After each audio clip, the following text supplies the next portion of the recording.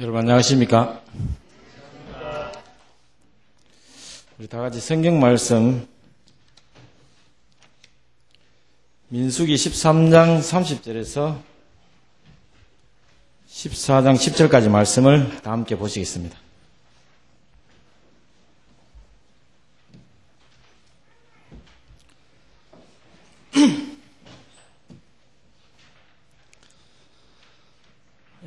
다 차 있었으면 제가 봉독해 드리겠습니다.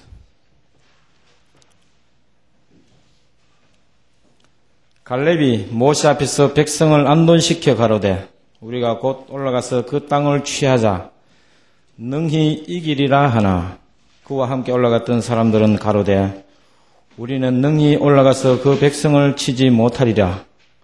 그들은 우리보다 강하니라 하고 이스라엘 자손 앞에서 그 탐지한 땅을 악평하여 가로되 우리가 두루 다니며 탐지한 땅은 그 거민을 삼키는 땅이요 거기서 본 모든 백성은 신장이 장대한 자들이며 거기서 또 네피림 후손 아낙 자손 대장부들을 보았나니 우리는 스스로 보기에도 메뚜기 같으니 그들의 보기에도 그와 같았을 것이니라. 온 회중이 소리 높여 부르짖음에 밤새도록 백성이 곡하였더라. 이스라엘 자손이 다 모세와 아론을 원망하여 온 회중이 그들에게 이르되 우리가 애굽 땅에서 죽었거나 이 광야에서 죽었다면 좋았을 것을 어찌하여 여호와가 우리를 그 땅으로 인도하여 칼에 망하게 하려 하는고 우리 처자가 사로잡히리니 애굽으로 돌아가는 것이 낫지 아니하랴. 이에 서로 말하되 우리가 한 장관을 세우고 애굽으로 돌아가자 하며 모세와 아론이 이스라엘 자손의 온 회중 앞에서 엎드린지라. 그 땅을 탐지한 자 중 눈의 아들 여호수아와 여분네 아들 갈렙이 그 옷을 찢고 이스라엘 자손의 온 회중에게 일러 가로되 우리가 두루 다니며 탐지한 땅은 심히 아름다운 땅이라. 여호와께서 우리를 기뻐하시면 우리를 그 땅으로 인도하여 들이시고 그 땅을 우리에게 주시리라. 이는 과연 젖과 꿀이 흐르는 땅이니라. 오직 여호와를 거역하지 말고 또 그 땅 백성을 두려워하지 말라. 그들은 우리의 밥이라. 그들의 보호자는 그들에게서 떠났고 여호와는 우리와 함께 하시느니라. 그들을 두려워 말라 하나 온 회중이 그들을 돌로 치려 하는 동시에 여호와의 영광이 회막에서 이스라엘 자손 모든 자손에게 나타나시니라.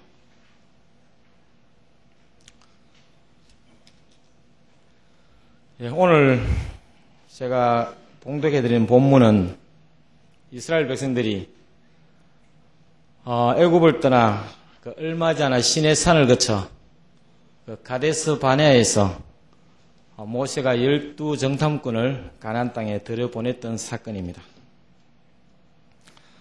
가데스 바네아는 이 신광야, 그 바람 광야를 지나서 거의 가나안 땅을 눈앞에 둔 그러한 지역입니다. 그래서 그들이 들어가기만 하면 되는데 오늘 이 사건을 통하여 또 이 사건을 인해서 이스라엘 백성들이 그렇게 들어가고자 했던 가나안 땅에 들어가지 못하고 그들이 40년 동안을 이 광야에서 유리하는 생활을 하게 됩니다.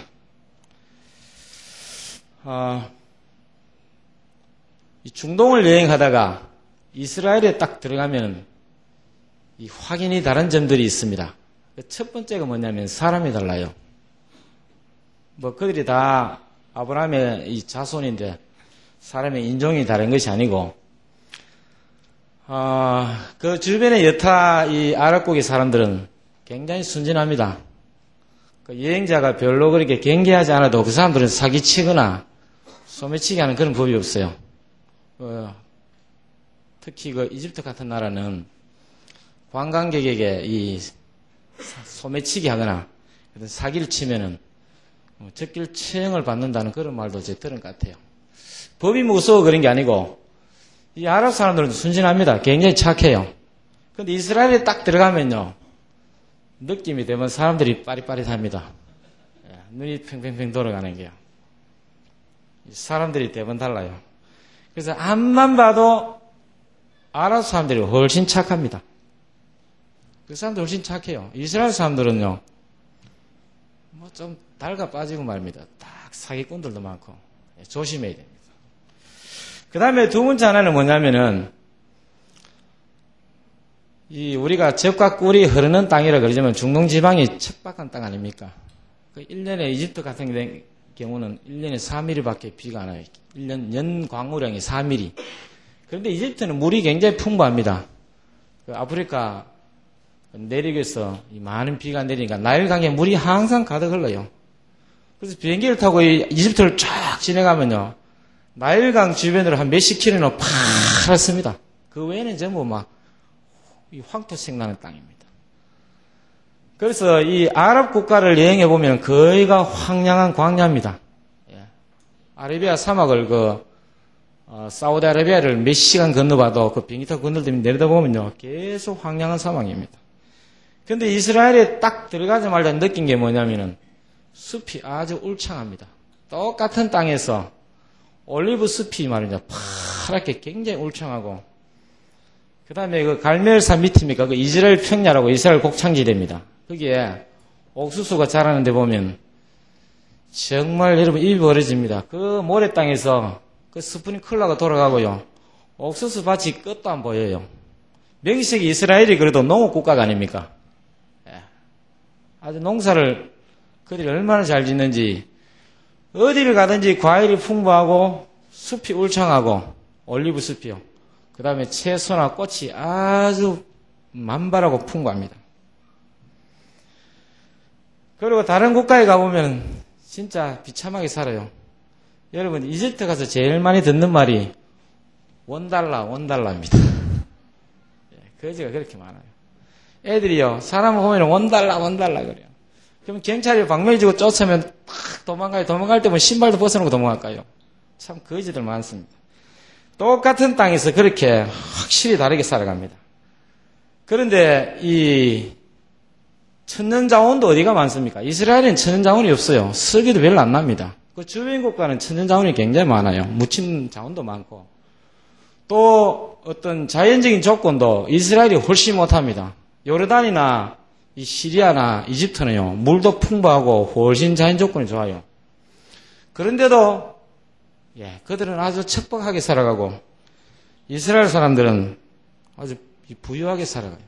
풍성합니다. 그래서 그 사람들 사는 것은 풍부합니다. 이스라엘 국민이 그 본토에 사는 사람이 불과 500만 밖에 안 됩니다. 그 주변에 아랍 인구가 4억이나 포진하고 있어요. 그 비율로 따지면 80대 1입니다. 일당 100이 조금 모자라지만. 그런데 80대 1이라는 인구 비율을 가지고도 아랍 사람들이 이스라엘 사람들을 어떻게 해보지를 못해요. 꼼짝 못하고 살고 있어요. 여러분, 이렇게 열악한 환경에, 열악한 자연 조건에, 또 인구 숫자로 따지도 완전히 게임도 안 되는데 어떻게 그 사람들이 잘 살고 부강한 나라를 이룩했는가? 그 이유가 뭐겠습니까? 이스라엘 사람들은 하나님 믿고, 아랍 사람들은 알라 믿으니까 그렇다고 대답하는 분들이 많습니다. 그러면 기독교 인구가 0.몇 %밖에 안 되는 일본은 왜 잘 살아요? 그 언제 망해도 벌써 망했어야 되는데. 그런 건 아닌 것 같아요. 그러면 아랍 사람들이 머리가 나쁩니까? 혈통적으로는 같아요, 거의. 그렇지 않습니까? 그 사람들이 뭐 못생겼습니까? 생긴 거는요, 우리 장로님한테 물어보면 알지만 아랍 사람들이 훨씬 잘생겼습니다. 이스라엘 사람들은 온 잡종이 돼가지고요, 인종 사실은 혈통적으로는 정체성도 없어요. 만약에 그들이 머리가 나쁘다면 우리가 사실은 하나님을 모독하는 겁니다. 아랍 사람들은 하나님이 안 만들었습니까? 그들도 하나님의 창조물입니다. 머리 똑같아요. 세계적 스카이 아랍인들에게 굉장히 많습니다. 우리가 몰라보지만. 그럼 이스라엘 사람들이 좀 더 착해서 잘 삽니까? 제가 좀 전에 말씀드렸지만 인간적으로 보면 이스라엘 사람들이 훨씬 악합니다. 아랍 사람들이 훨씬 착해요. 그 사람들은 화내는 게 없어요. 아랍 사람들은 착하고 순진하고요, 얼마나 인간적으로 볼 때요, 정말 그리스도인다운지 몰라요. 제가 그리스도인답다 하는 게 이상한데, 아랍인들이 훨씬 그리스도인답습니다. 순진하고요, 점잖고, 욕할 줄 모르고, 착해요. 그래서 세계적인 이 석학들이, 또 신학자들이 그것을 연구해 보니까 왜 그들이 이쪽은 잘 사는데 저쪽은 그렇게 못 사는가 연구해 보니까 그 사람들 머릿속에 있는 이 가치관, 생각이 차이라는 것입니다. 생각이 틀리기 때문에 그들이 한쪽은 잘 살고 한쪽은 못 사는 그런 결과가 있게 되었다는 겁니다. 아무것도 없는 이 사막에서 한 민족은 아주 숲을 만들고 말입니다. 풍요하게 살아가고 또 그 한 민족은 여전히 그 자연 조건에 걸맞게 척박하게 또 가난하게 살아가고 있습니다. 이것은 환경의 차이가 아니라 그 사람들 안에 차지하고 있는 어떤 가치관, 즉 생각의 차이라는 것입니다. 여러분, 오늘날 이 아메리카 대륙을 이 청교도들이 발견 안 하고 만약에 우리나라 이주적 때 유생들이 발견하거나 또 이 캐토릭 국가가 발견했다면 오늘의 이 아메리카 대륙은 존재하지 않을 것입니다. 미국의 그 프론티어 정신이 나올 수가 없어요.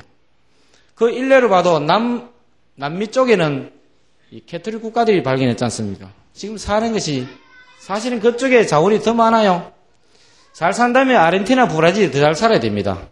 그런데 그쪽은 선진국까지 갔다가 문턱에 주저앉았어요.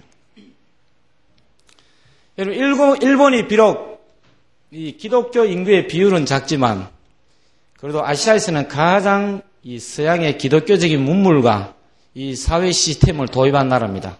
그들이 잘 사는 것은 그런 이 논리적인 결과가 있어요. 어떤 이유가 있어요.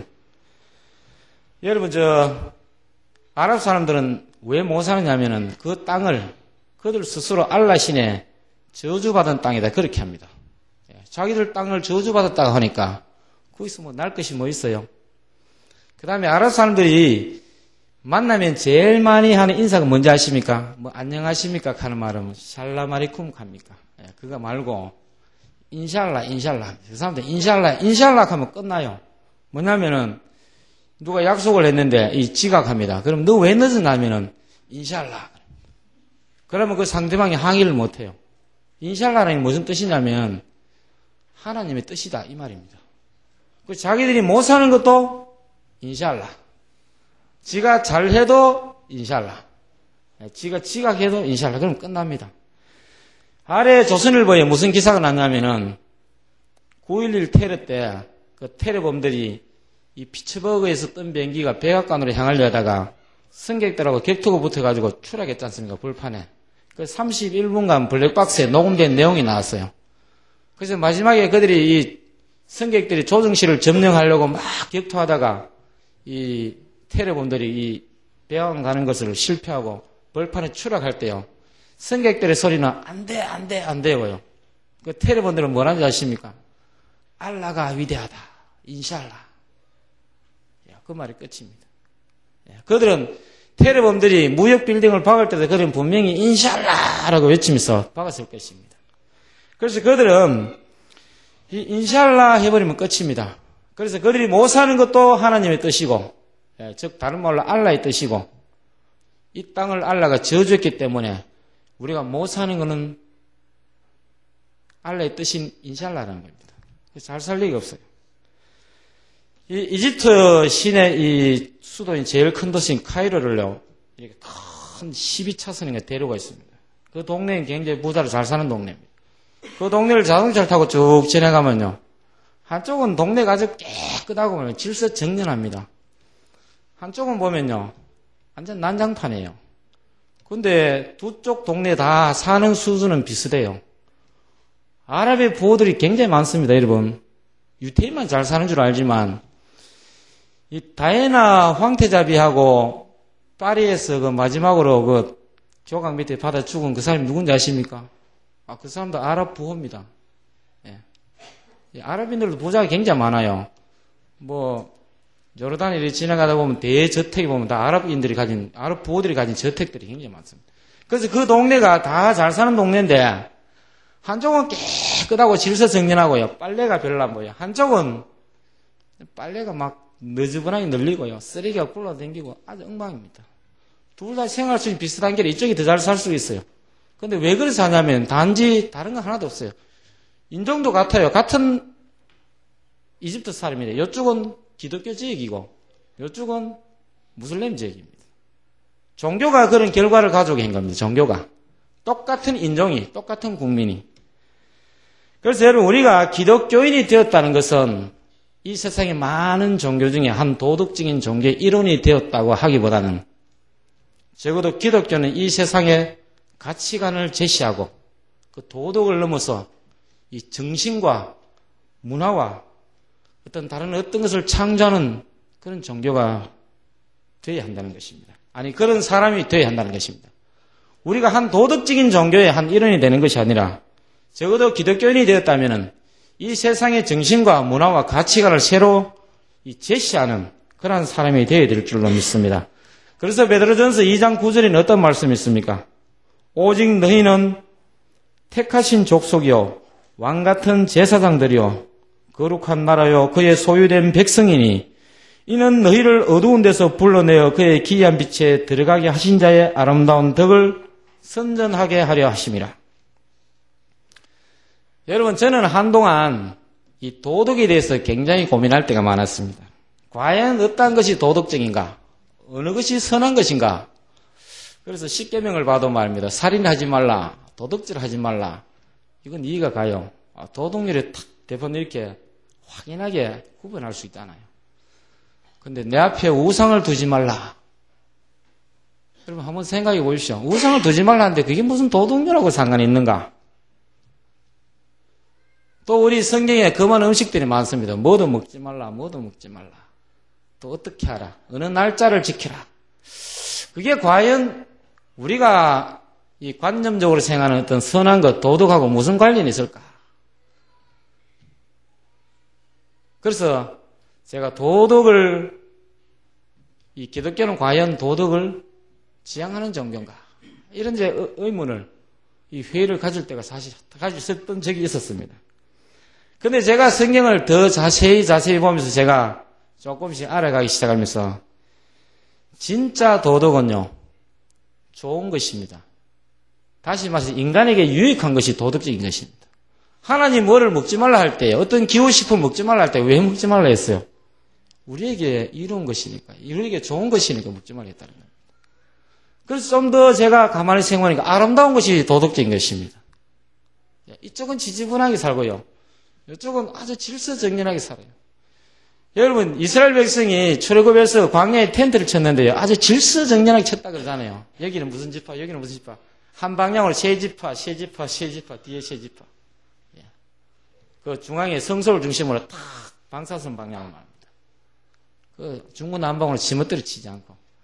그 질서가 아름답다면 그것이 선한 것입니다. 더 내가 궁극적으로 생각해 보니까 선한 것이 과연 무엇인가 생각해 보니까 하나님의 말씀이 선해요. 왜 음식 기별이 선하냐면 하나님의 말씀이기 때문에, 더 궁극적으로 하면 우리에게 유익을 주기 때문에 선하다는 것입니다. 그래서 과연 도덕이라는 개념, 이 관념을 우리가 좀 바꿔야 될 필요가 있습니다. 우리는 기독교인이 되었다면 어떤 착하게만 되고 그것이 어떤 국민학교 바른 생활에 나오는 어떤 그 지표를 따라 사는 것이 가장 도덕적인 삶인 줄 알지만 사실 기독교는 그 도덕 이상 어떤 모랄을 뛰어넘어서 이 세상의 가치관, 어떤 정신과 문화를 창조하는 종교일 때 진정한 기독교가 될 수 있다고 믿습니다. 사랑하는 성도 여러분, 사람의 행동과 삶을 지배하는 것은 그 사람 안에 있는 가치관, 즉 생각이라는 것입니다. 어떤 가치관이 그 사람 안에 자리 잡고 있느냐에 따라 그 사람의 삶이 달라지고 운명이 달라지는 것입니다. 그래서 우리가 이 사람이 성화되어 간다는 것을 말할 때 너무 도덕적인 데 기준을 둘 필요는 없다고 생각합니다. 물론 기독교는 도덕을 포함하는 종교입니다. 그 사람 안에 있는 가치관, 생각이 바뀔 때, 즉 어떤 가치관이 그 사람 안에 자리 잡고 있느냐에 따라 그 사람의 삶이 달라지고 운명이 바뀌듯이 정말로 변화되었다, 새롭게 되었다라고 말할 수 있을 것이라 믿습니다. 여러분, 제가 우리 교회에 아주 오래 계셨고, 참 우리 교회가 창립이 되는데 아주 공헌을 하셨던 오상영 장로님 댁에 제가 갈 때마다 좀 신세를 졌습니다.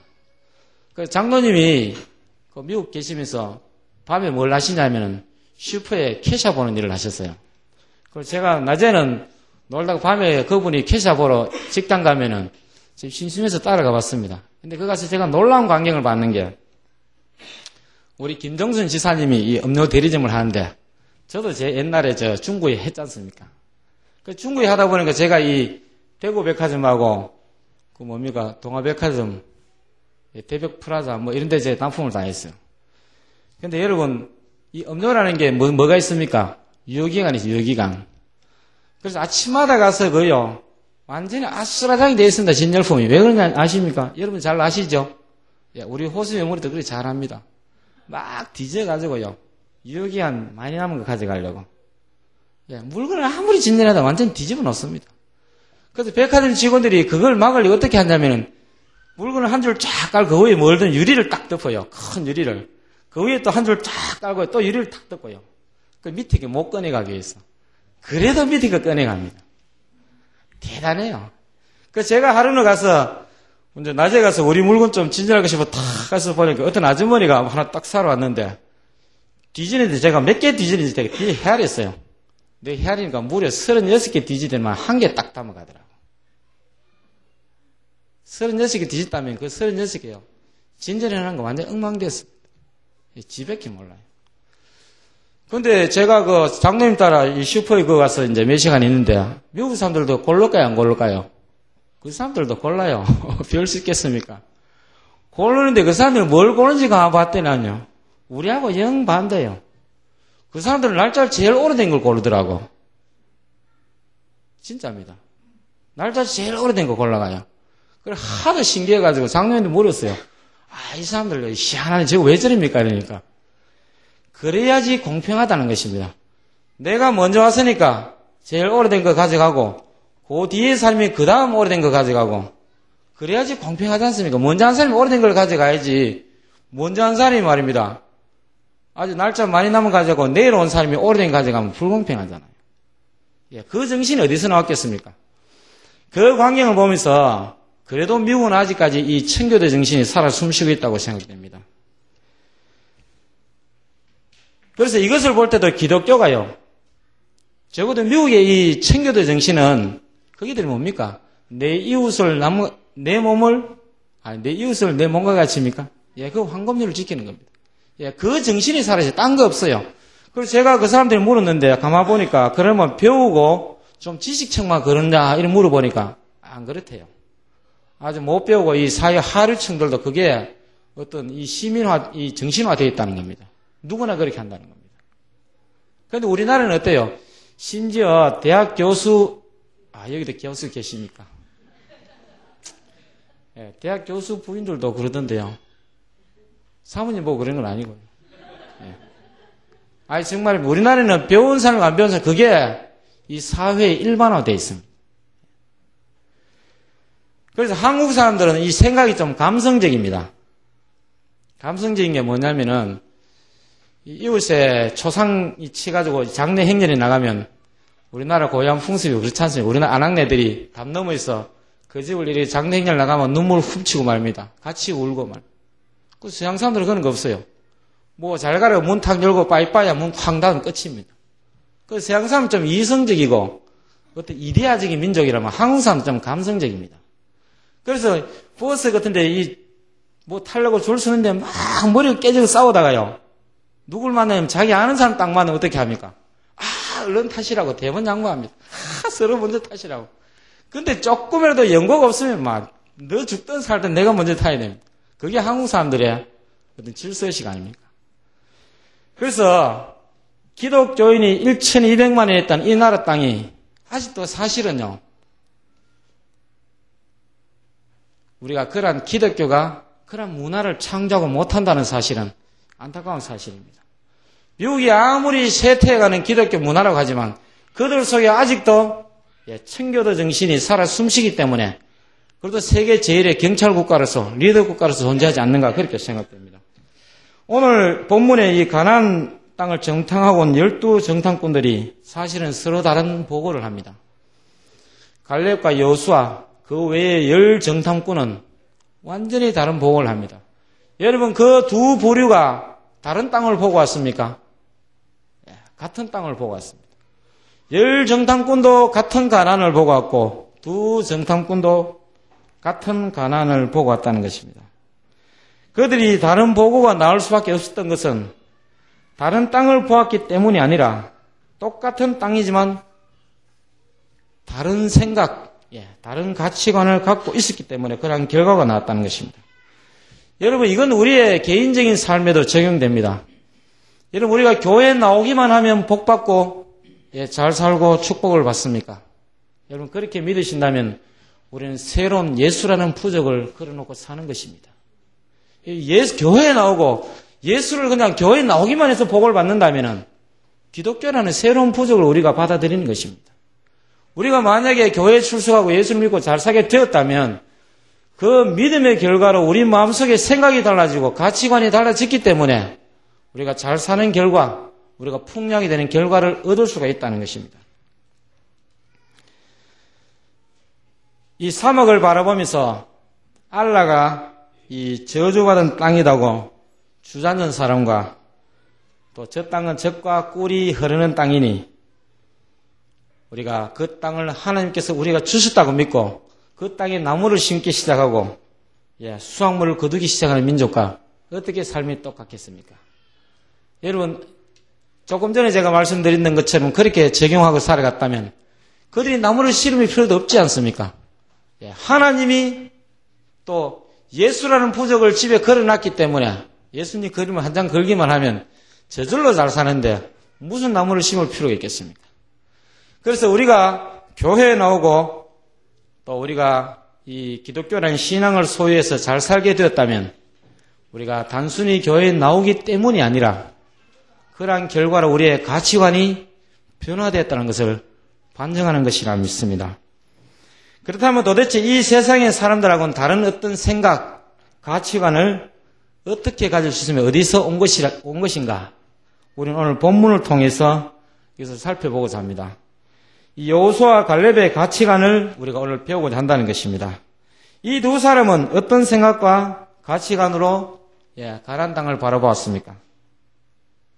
여러분 갈렙과 여호수아가 가장 걱정되는 것이 무엇이었습니까?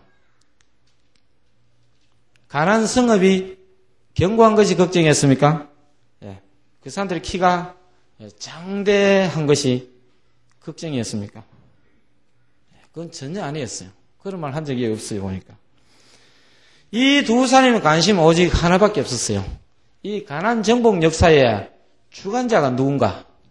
그것이었습니다. 여러분, 여호수아와 갈렙을 제외한 10정탐꾼은 누가 그 가나안 정복 역사의 주관자라고 믿었냐면은 아낙 자손이었어요, 아낙 자손. 33절에 거기 보면 거기서 또 네피림 후손 아낙 자손 대장부들을 보았나니 우리는 스스로 보기에도 메뚜기 같으니 그들의 보기에도 그와 같았을 것입니다. 누가 하는 말입니까? 10정탐꾼이요. 거기서 누구를 봤다는 겁니까? 아낙 자손을 봤다는 겁니다. 거인들을 봤다는 겁니다. 이 가나안 정복 역사의 주체가 누구라고요? 아낙 자손인 줄 알아요. 아낙 자손이라고 보니까 그 땅을 정복할 수 있습니까? 없습니까? 그 사람들이 주인공은 우리는 그냥 그걸 정복해야 되겠습니까? 불가능하지. 안 된다는 생각부터 먼저 든다는 것입니다.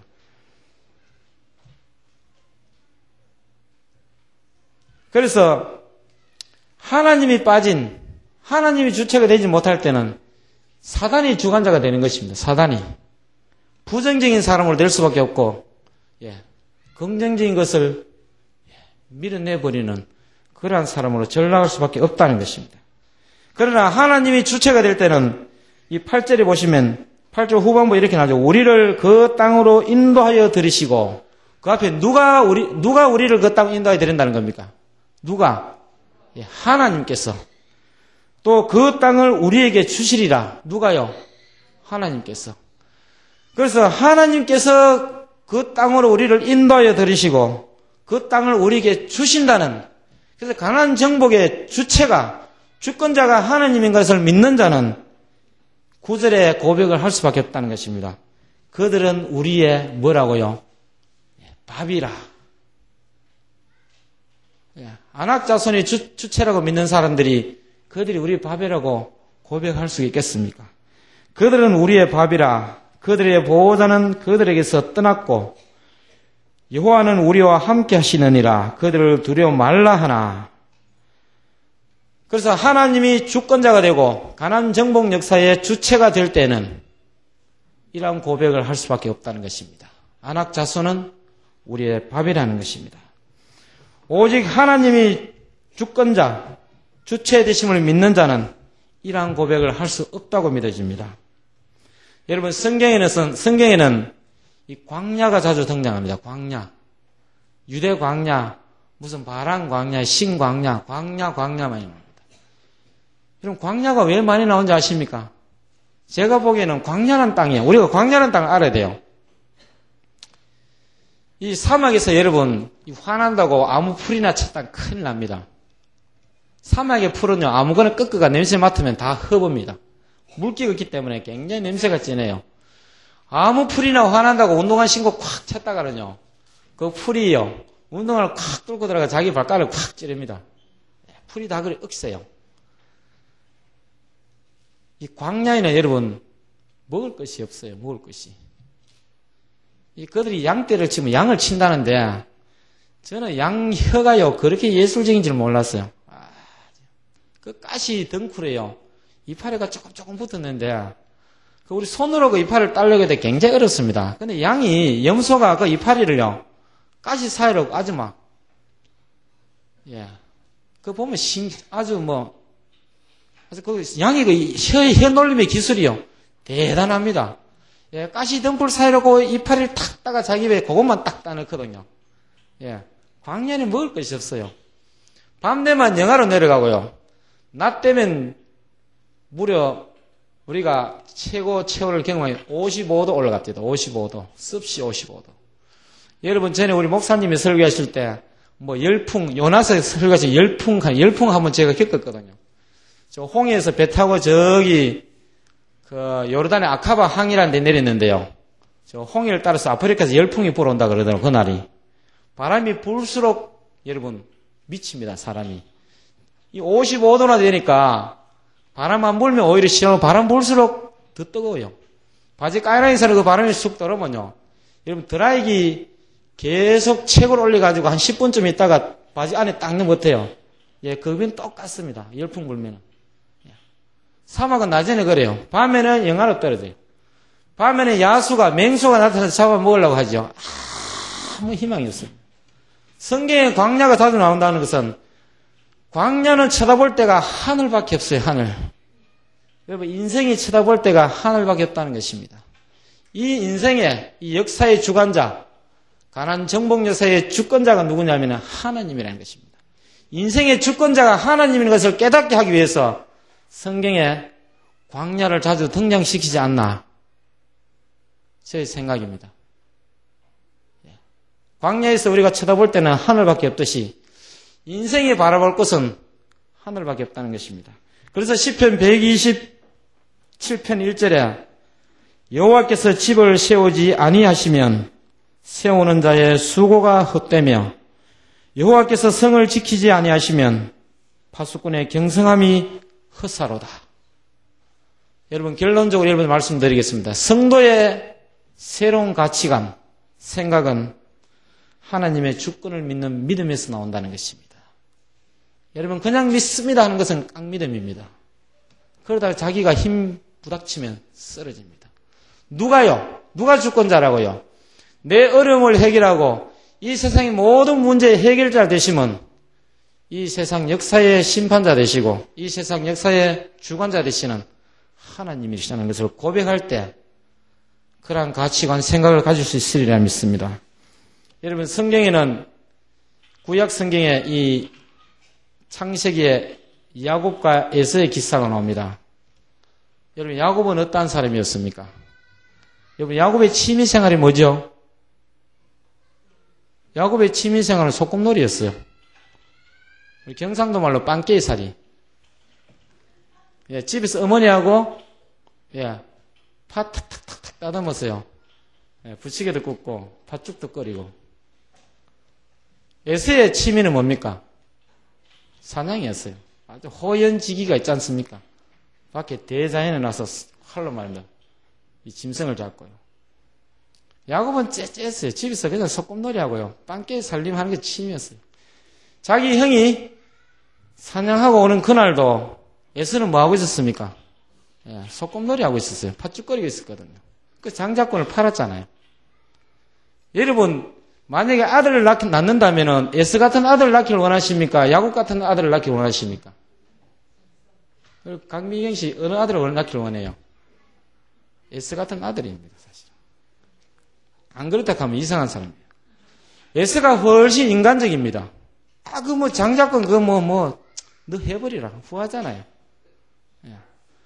야곱은 그 이름의 뜻이 뭡니까? 사기꾼이란 말이에요, 사기꾼. 야곱의 일생을 우리 여러분 연구하며 보십시오. 그 자에게 무슨 도덕적인 점을 발견할 수 있어요? 자기 아버지한테 장자권을 훔쳐가려고 양 잡아가지고 팔에 감아가지고요. 아버지를 사기쳤잖아요. 예? 아버지가 장자를 축복해야 되는데 지가 차자인데 그 장자권을 훔쳐가기 위해서 팔에 아버지 눈이 어두웠으니까 양잡은 털가죽을 감아가지고 아버지여 내가 애선이다 이렇게 속이고 그 축복을 받아갔지 않습니까?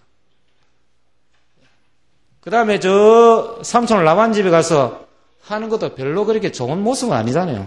나무에 껍데기를 얼룩덜룩하게 벗겨갖고 양을 목마르게 거기에 물 먹는 자는 그 얼룩덜룩을 보고 물 먹은 자는 다 얼룩 있는 양을 낳기가 다 자기 차지하고.